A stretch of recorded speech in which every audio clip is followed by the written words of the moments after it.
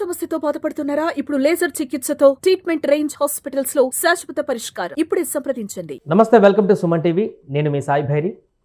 Global star Ram Charan upcoming సినిమాకి సంబంధించినటువంటి update నిన్న విడుదలైంది. పెద్ది సినిమాకి సంబంధించి ఆయన బర్త్డే రోజు ఒక పోస్టర్ని విడుదల చేశారు. తాజాగా ఫస్ట్ షూట్ గ్లిమ్స్ అంటూ ఒక వీడియో రిలీజ్ చేశారు.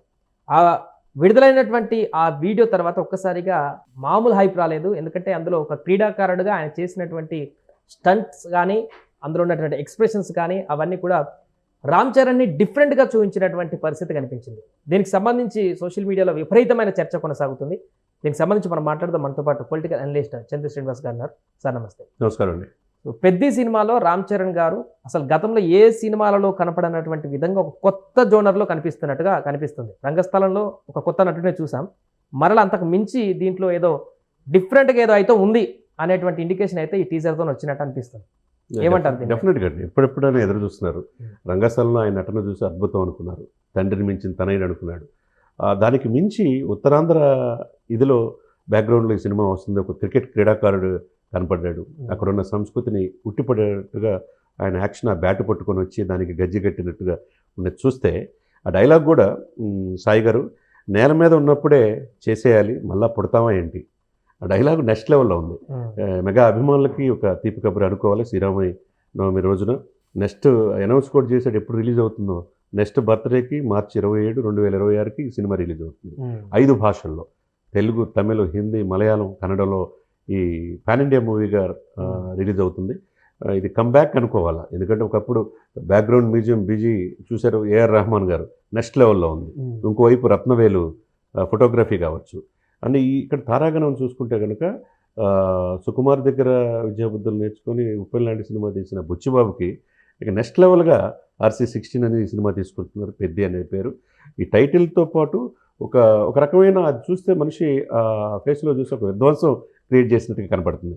నిన్నటి రోజు నుంచి, నిన్న ఆ ట్రైలర్ రిలీజ్ అయినప్పటి నుంచి ఆ క్లిప్పింగ్ సోషల్ మీడియాలో ట్రెండింగ్గా ఉంది ఇప్పటికీ కూడా. అది రామ్ చరణ్ గారికి చాలా రోజుల తర్వాత, ఈ మధ్య గేమ్ చేంజర్ తర్వాత ఎప్పుడెప్పుడో ఒక మంచి సినిమా ఆ ఫ్యామిలీ నుంచి రావాలి, రామ్ చరణ్ నుంచి రావాలని ఎదురు చూస్తుంది. ఈ సమయంలో శ్రీరామనవమికి నిన్నటి రోజున రిలీజ్ అవ్వటం ఒక మంచి పరిణామం. దానికి తగ్గట్టుగానే ప్రేక్షకులు తగ్గట్టు నెక్స్ట్ లెవెల్లో క్రికెట్ క్రీడాకారుడిగా ఫస్ట్ బాలే 6 కొట్టినట్టుగా మనకు కనపడుతుంది అనమాట క్లిప్లోనే. అంటే ఈ టీజర్ చూసిన తర్వాత దంగల్ సినిమాతో కంపేర్ చేసుకుంటే చాలా మంది కూడా కామెంట్ చేస్తున్నారు. అది కూడా ఒక గ్రామీణ క్రీడా నేపథ్యంలో వచ్చి సెన్సేషన్ అయ్యి ఇప్పటికీ ఇండియాలోనే బిగ్గెస్ట్ కలెక్షన్ సాధించిన సినిమాగా దంగల్ రికార్డులో ఉంది. అదే జోనర్ లాగా కనిపిస్తున్నటువంటి ఈ సినిమా దాన్ని బీట్ చేస్తుంది అనేటువంటి కామెంట్స్ కూడా చేస్తున్నారు. డెఫినెట్గా చేసే అవకాశం ఉంది. ఎందుకంటే దంగల్ తర్వాత లగాన్ మనం చూసాం అమెరికాని. ఇవన్నీ చూస్తే బ్యాక్గ్రౌండ్లో ఏమీ సపోర్ట్ లేని ఇది నుంచి క్రీడాకారులు ఎలా తయారు చేయొచ్చు, దేశానికి ఎలా అందించవచ్చు అనేది మనం చూడగలిగాం. అది నెక్స్ట్ లెవెల్లో సినిమా కలెక్షన్స్ ఎవరు ఊహించిన విధంగా చేసింది.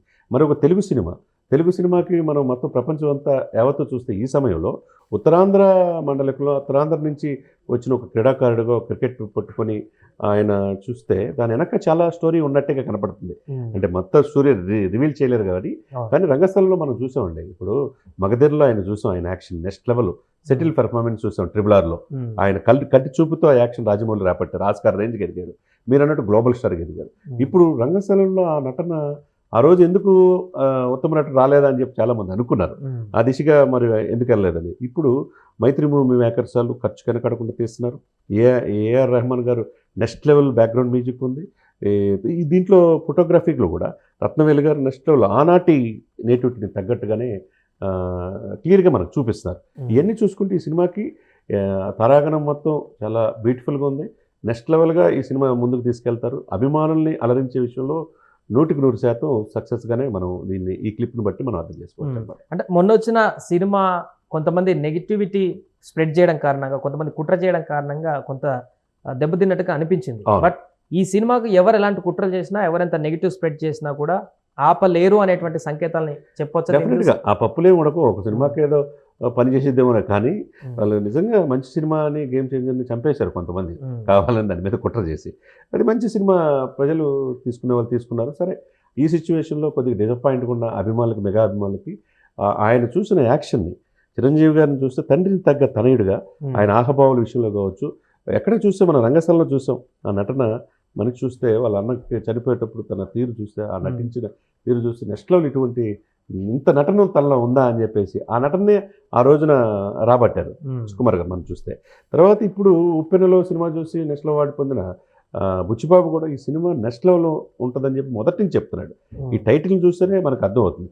కాబట్టి వాళ్ళు ఎవరైతే ఒక సినిమాకి వాళ్ళు ఏదో కావాలని నెగిటివ్ స్ప్రెడ్ చేసి ఇచ్చేసినంత మాత్రాన ఆయనలో నటన ఎవరూ తీసుకెళ్ళలేరు, ఆయనలో ఆహభావాలు ఎవరు తీసుకెళ్లారు, తండ్రికి తగ్గట్టుగా ఆ డిసిప్లిన్ని ఎవరు ఇది చేసుకోలేరు. కాబట్టి ఈ సినిమా ద్వారా ఎవరైతే ఈ నెగిటివ్ స్ప్రెడ్ చేసే వాళ్ళకి వాళ్ళ పప్పులు ఉడకవని మనం అర్థం చేసుకోవాలా. ఈ క్లిప్పింగ్ వచ్చిన శ్రీరామనవమి రోజు వచ్చిందని చూస్తే ఒక విధ్వంసకరమైన ఆ నటన, ఆ ఆహభావాలు, ఆ ఫేస్లో, ఆ మొక్క కవలికల్లో ఆ సెటిల్ పెర్ఫార్మెన్స్ ఒక రామ్ చరణ్లోనే పండించగలరు అనేది స్పష్టంగా మనకు అర్థమవుతుంది. గేమ్ చేంజర్లో కంప్లీట్ క్లాస్ క్యారెక్టర్, ఐఏఎస్ లాంటి మంచి ఉన్నతమైనటువంటి క్యారెక్టర్.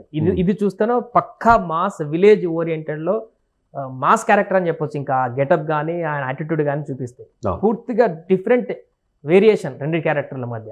ఎలా చూడొచ్చు అంటారు ఈ సడన్ చేంజెస్ని? ఎట్లా చూడొచ్చు? ఏదైనా చేయగలడు. ఒక లవర్ బాయ్ నుంచి ఆయన ఆరెంజ్ సినిమా నుంచి మనం చూసాం, ఒక మగధీర్లా చారిత్రాత్మక సినిమా తీసినప్పుడు, ఆ తర్వాత RRR ఒక హిస్టారికల్ సినిమా చూసినప్పుడు మనం ఆస్కార్ రేంజ్కి ఎదిగిన అతన్ని చూసాం, ఒక రంగస్థలంగా ఆ రోజు చూసాం. అంటే ఏదైనా నవరసాలు పండించగలడు ఇతను అనేది మనం చూడగలిగాం.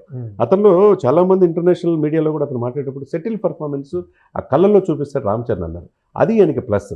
కాబట్టి ఏదైనా ఒక జోనర్లకే కాకుండా మల్టిపుల్గా ఇతను రాణించగలడు అనే దానికి దీని నిదర్శనమే ఈ పెద్ద సినిమా ఇదిగా మనం చూడొచ్చు. Right sir. ఇది ప్రస్తుతం గ్లోబల్ స్టార్ రామ్ చరణ్ సినిమాకి సంబంధించి విడుదలైనటువంటి ఫస్ట్ షూట్ గ్లిమ్స్ ట్రెండింగ్గా మారింది. అందులో రామ్ చరణ్ గెటప్ కానీ, ఆ డైలాగ్స్ డెలివరీ కానీ, అందులో చూపిస్తున్నటువంటి విజువల్స్ కానీ అభిమానులకు కానీ మిగతా వాళ్ళందరూ కూడా కనువిందు చేస్తున్నారు. పెద్ద సినిమాతోటి పాన్ ఇండియా వ్యాప్తంగా మరొక బీభత్సం సృష్టించేటువంటి అవకాశం రామ్ చరణ్ నుంచి చూడబోతున్నామంటూ కూడా కామెంట్స్ చేస్తున్నారు. చూడాలి, 2026 మార్చి 27 వరకు వెయిట్ చేస్తే ఆ సినిమా బయటకు వచ్చేటువంటి అవకాశం ఉంది. అప్పుడు ఎలాంటి విధ్వంసం కొనసాగుతుంది. సుమన్ టీవీలో మీ పర్సనల్ అండ్ బిజినెస్ ప్రమోషన్స్ కోసం కింది నెంబర్కి కాంటాక్ట్ చేయండి.